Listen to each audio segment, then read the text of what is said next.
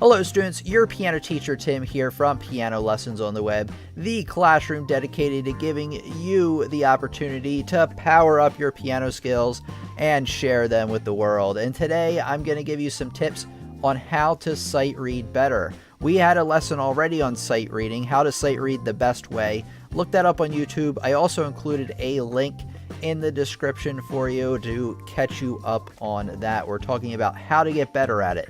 And the first thing you really need to know is that sight reading needs to become a regular part of your practice routine. If you want to get better at something, what should you do? You should do it more often.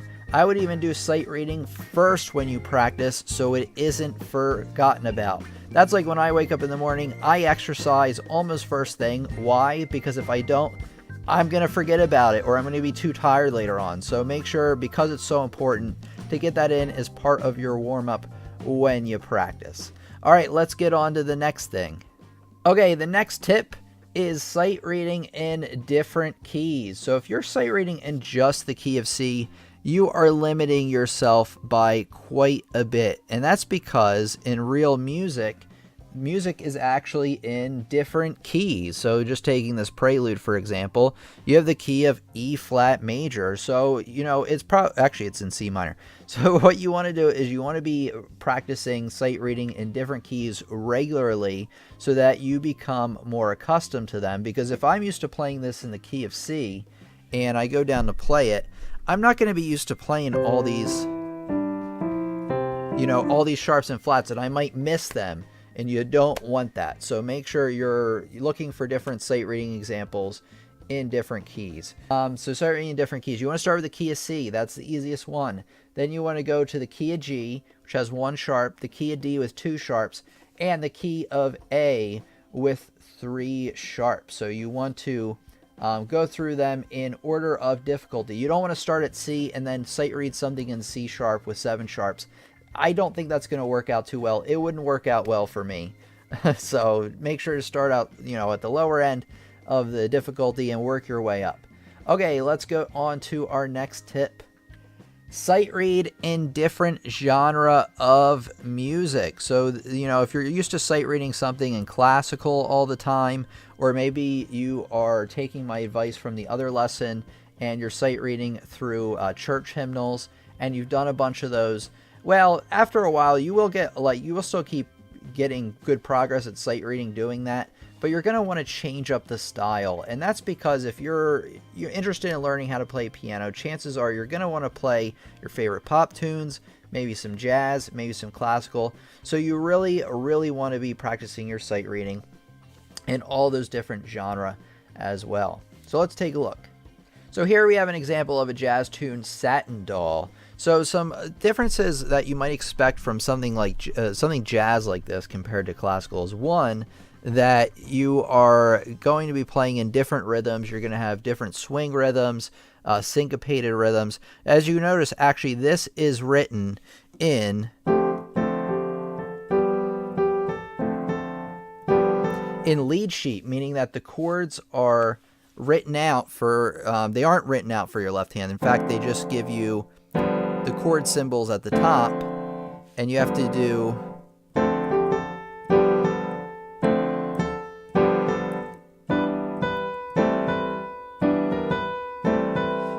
do the melody on top. So it's even a good idea to sight read in not only different styles, but different types of manuscript, such as lead sheet, and then your standard obvious, the normal type that we have, the treble clef and bass clef, written out as well. So make sure you try different genres, different styles, different ways the music is written, because this will actually come up in the music you play. And if you're used to sight reading it, then your sight reading skills will be applied to that. And sight reading is, by the way, is all about reading from sight. So once you can do that, you can pick up pieces much easier. It actually makes the experience of playing piano 100 times better, I'm telling you that, because when you first start, it's going to be so frustrating to get the pieces to sound the way you want.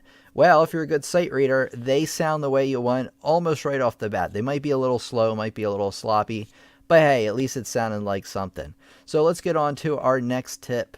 Okay, the next thing I want to tell you is try sight reading real pieces. So, if you remember from the first lesson, I gave you, belmont.edu.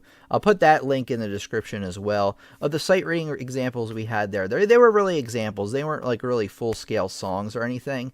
So say you do all those and you're like, I'm really looking for another challenge. And maybe even as you're working through those, you want to do this one thing.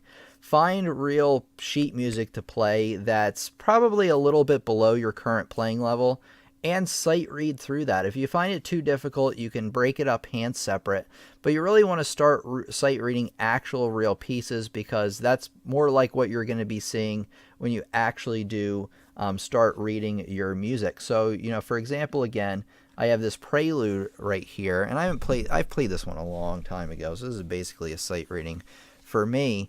So obviously I'm going to just sight read through this first line here. And am I going to go fast? No. All the same rules apply to sight reading. You want to go slow. You want to aim for accuracy as much as you can.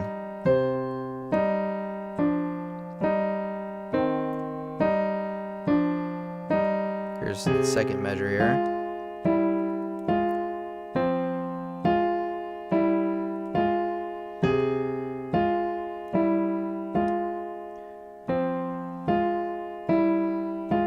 And there you go. I played through the first two measures there. So obviously this is something that would be good for me to sight read because it's just a little bit below or a bit below my current playing level. So it is doable for me. Now, some of the other pieces in the Well-Tempered Clavier, which is the book that we're in right now, are not so easy. I'm not sure. Wait a second. I should have had the piano up for that last part. But as you can see, they get more and more complicated, so I'd probably slow it down. I might even break it up hand separate as I'm sight reading through the rest of these.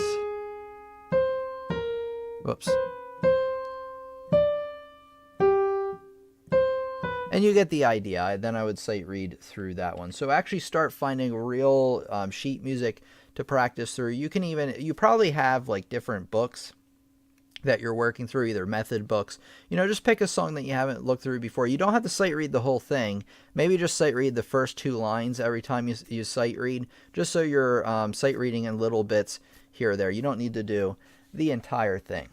Okay, let's take a look at our next tip.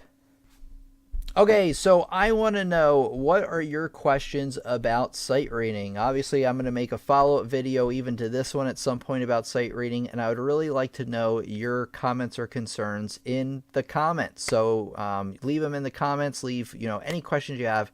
Really, really would appreciate it. As we share together as a classroom, we become stronger students and we become better players. So I appreciate any input you have. Oh, we have a great one here already from Carol Christensen. Carol asks, should we read through the notes first before we play them? That's a really good question. And the answer actually is yes, even though I haven't mentioned this. So back when I first ever came across sight reading, actually wasn't in piano, believe it or not. It was part of band. And for band, you had to have auditions to see like what seat you were going to sit in, like what level you were at. And part of it was sight reading, and I was awful at it at the time. But what my teacher, Mr. Weaver, always told us to do is take a minute to actually analyze the music first, then start sight reading. I'm actually at a level now to where, unless the sight reading is like above my current level or at my current level, I really don't need to do that as much. But I actually do, with my students, do this kind of thing. So let me show you. So we're looking at this sheet of music. And I always ask them, okay, I'm sitting at this sheet of music for the very first time. I've never seen it in my life. What are some things I'm going to be on the lookout for? And the answers I want from them are a few things. One, time signature. This is in not cut time, common time. So that's just 4/4. That's easy to understand. A lot of this information actually is right in the beginning. What is the key signature? You have 3 flats. What are the 3 flats you have? B, E, and A. Are there anything you have to look out for the clefs? No, it looks pretty standard. There's treble clef on top, bass clef on the bottom. So once you check those few things right in the beginning, then what you want to do is you want to start scrolling through the piece, looking for Accidentals, which are sharps, flats, or naturals, not part of the key signature. As you can see, this has a lot of them.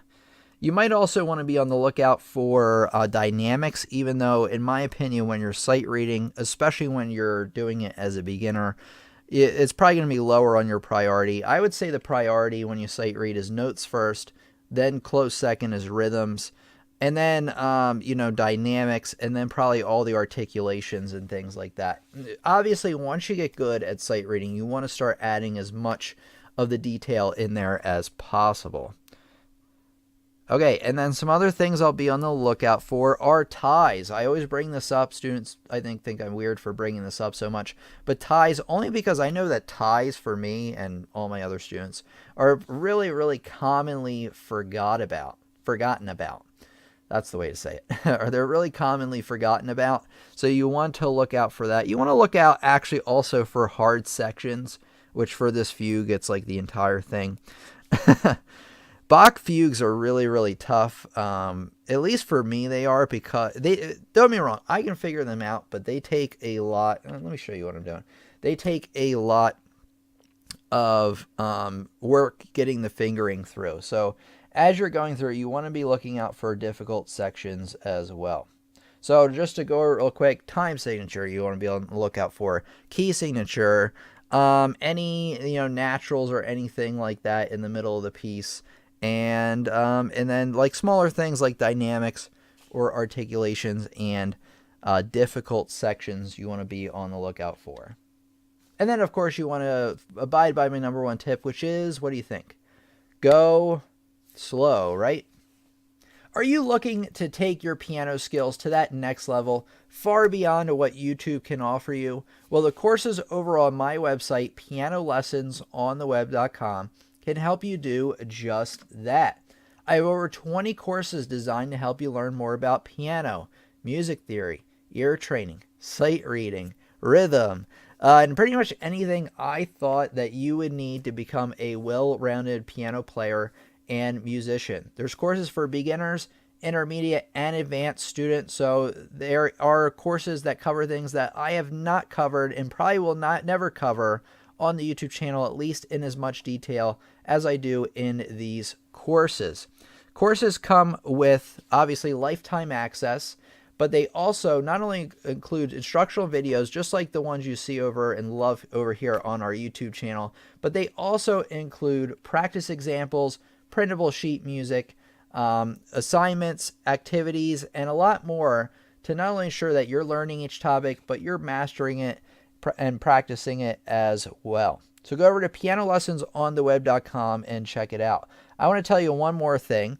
From right now until June 22nd, there's a sale going on. So you can get a sale on all individual courses and course packs. If you sign up for a course pack, you're actually getting a really, really good deal, because you're getting a bundle of them actually centered around whether you're beginner, intermediate, advanced, or you can get all of them even, for a much lower price, because courses individually are, on discount, they're $19.99, but together, so as you can see here, the beginner's pack comes with 4 courses for $32.99. That is quite a deal, which would be what, normally $80, right? 20, because if this would be 20, 40, 60, 80 for 4 of them. Yep. So as you can see, just the beginner's pack's great. Now the intermediate advanced packs are a little bit more expensive, but as you can see, they come with 9 courses. So they come with quite a lot of courses in comparison. And then, of course, the best deal is the all course access, which you can, grab a hold of on the sale here. So like I said, if you're ready to take things to that next level, you love what you see over here on the YouTube channel, but you're just looking for more, well, my courses can deliver. There's a 30-day money-back guarantee, so what do you have to lose? Go to pianolessonsontheweb.com right now and start pursuing your dream of learning piano and music.